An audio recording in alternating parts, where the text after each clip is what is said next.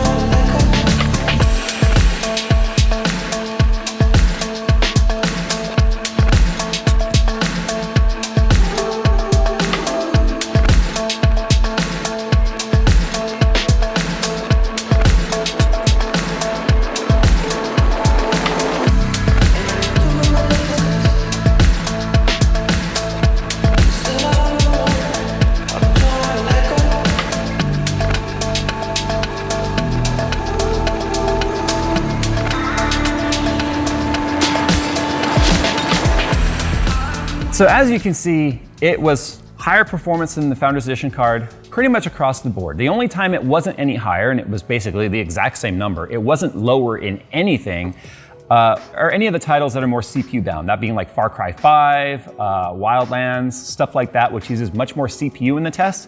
The GPU, it didn't really pull ahead. But let's keep a couple of things in mind here. One, the Founders Edition card is the MSRP card. It's the one that costs $499. And if you've gone and looked at any of the retailers, you can see, of course, retailers are sons of biscuits who will raise the price at will. The MSRP is 500 bucks. Unfortunately, supply and demand kicks in and they are being sold for more. Scalpers are in full effect. The usual bullshit we're all used to this time around, I guess. This card comes in at about $559. Now let's talk about buying the card. EVGA is one of the few sites that allows you to buy direct from them. You don't have to count on Newegg, you don't have to count on Micro Center, you don't have to count on any of the retailers. You can buy direct. Now, why, Jay, and I know this is gonna sound very infomercial, but the reason why I'm mentioning this to you is EVGA learned a lot. And they didn't ask me to say any of this, by the way. This is just my own observation. EVGA has learned a lot from the 3080 and 3090 launch. And as time went on, they became the brand that people were most pleased with in the way that they were handling this. And that they do have a queue system. It's not a pre-order or a back order. You are not giving them money at the time of signing up in the queue.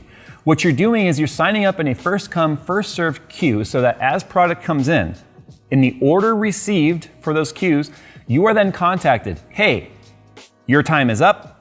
If you want to purchase it, you have X amount of time right now to come and click this link to fulfill your order, and it will take you automatically to the order page with like your queue number and all that. And if you wait too long, your card moves to the next person. So people are getting their cards through EVGA, and they're getting them a lot sooner than they're expecting because EVGA is working very hard to keep product moving as fast as they can get it. Remember, they're at the mercy of NVIDIA supplying them the raw materials they need also, the GPU die and all that sort of such, to create these cards. So you have a much better chance with buying direct through EVGA than getting one of their cards through, like, say, Best Buy or Micro Center and Fry. Well, no, Fry's Electronics is kind of a joke these days, but any other e-tailer, retailer, or whatever. But that being said, it is $60 more than the Founders Edition card. So it's up to you to determine whether or not you're getting $60 more value out of it. We've reached a point to where most people seem to be like, I'm gonna buy whatever card I can get my hands on. And that's fine. It's just know not all cards are created equal. Some brands cut various corners, other brands put more energy and effort into it. They do have a cheaper version of this card where they basically don't have the backplate. I don't have that model, so I can't really talk to it in terms of how its performance is. With that, it's gonna probably be lower turbo clocks and lower specs in terms of how far it will automatically push its boost bins and such. As you can see versus the FE though, it is faster, it is quieter, it is cooler, and I guarantee you, this has amazing overclocking headroom available to it. We haven't even talked about overclocking yet. We're gonna be doing that in a separate video. But what I wanna do right now is sort of give you guys a teardown. Now that I have done the full gamut of tests, I don't have to worry about repasting this and affecting any of our temperature control and stuff. We can go ahead and take this apart and show you guys what I mean about the PCB design, the way the power plugs and all that sort of stuff are. So before I take the backplate off, one thing I want to show you is this EVGA logo right here on the 3080 card does light up. It does have an LED, that's it, RGB LED panel behind there. They don't do that on the 3070, it's a cost saving move. But you can see on the backplate here, we do have on the back side of our VRMs, a thermal pad. We have a thermal pad right here for, this guy. And then we do have one on the back side of the GPU. Heat does transfer in 360 degrees, so any heat on the front side will make its way to the back as well, so at least they're turning this into a big heat spreader, if you will. There's a debate on how effective it is. I can tell you based on how hot the back plates get under load, they do something. So as you can see here, and I'm probably not gonna take the face of the card off, I guess there's no reason. You can see the whole PCB here. They've got these cutouts in the PCB that allow some air to flow through. It's kind of funny, because they're using the same PCB as the 3080, this is solid right here because this is where that LED panel would be for the RGB. If it were me, I would have just omitted the RGB altogether and opened this up too for additional airflow through there. Whether or not that hole would make a difference, I don't know, but I just feel if you've gone through this effort here to put these cutouts, might as well go ahead and do that. One thing I didn't mention though is it does have two 8-pin power connectors. The Founders Edition card has a 12-pin that reduces to a single 8-pin adapter that comes with it. Two 8-pin power is much more than you're gonna need for this particular card. Remember, this is a 220 watt card before any sort of overclocking or baseline overclocking is applied to it from the manufacturers.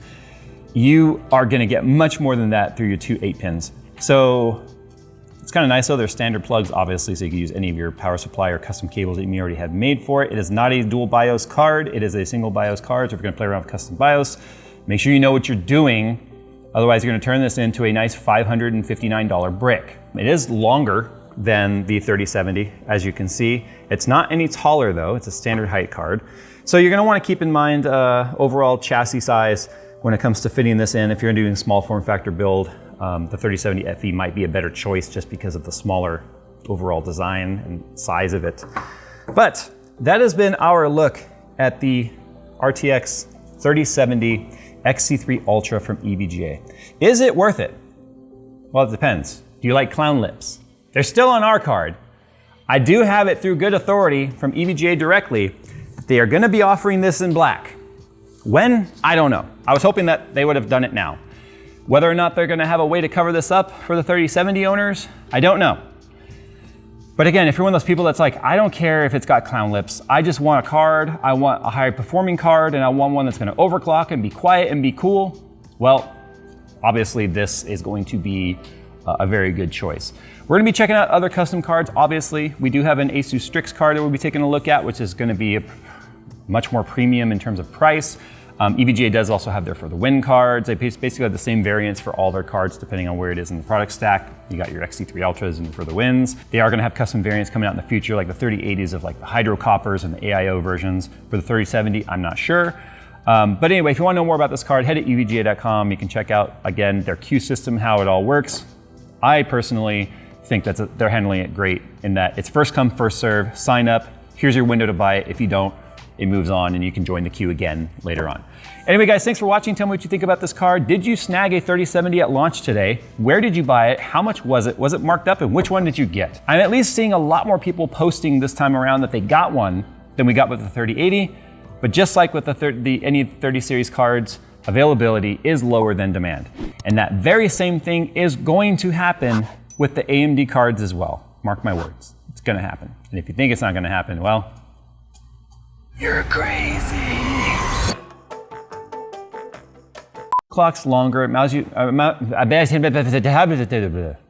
already done a teardown of this. It feels like we mentioned Steve in every single one of our videos. It's like we're such Steve fanboys around here. Oh. We owe it to him after kicking his ass in the RIP series.